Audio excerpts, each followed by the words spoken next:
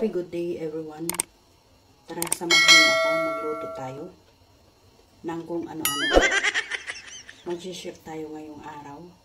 So, samahan niyo ako kung paano ako magluto. Kaya, proceed na tayo.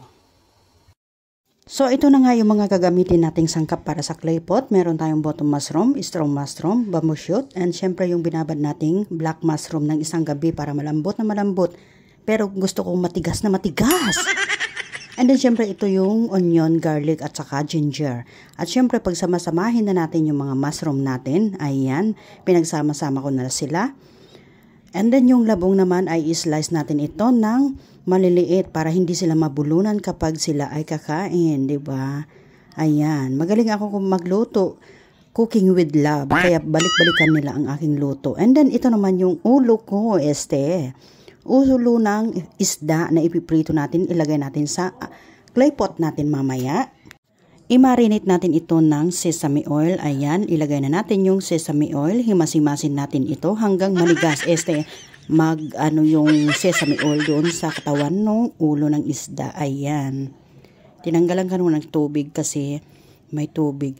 At syempre, yung white paper din. Ayan, himas-himas ulit natin. Ayan, ayan na. Mag-start na tayo sa paggigisa ng ricado niya. Ayan. And then, syempre, ilagay na natin yung mga mushroom na ingredient natin. At syempre, lagyan natin ng oyster. Wow. Lagyan din natin ng fish cube. Hindi nawawala yan sa aking lutuan para malinamnam. Para balik-balikan nila. At syempre, yung betsin, hindi na tayo mag-measure. Light sauce, ang ilagay natin. At yung chicken sauce. Ayan. At saka yung seasoning. And then, konting sugar. Ayan. O, diba ang galing-galing ko? At syempre, lagyan natin ito ng tubig para maluto, diba? Kasi kapag hindi natin lagyan, masusunugan tayo, diba? At syempre, yung Chinese cabbage, ilagay na natin para maluto na. Ayan. Habang niluluto natin yung clay pot, ayan, lagyan natin ng corn flour yung ulo ng isda. Himas-himasin natin ito hanggang manigas ulit.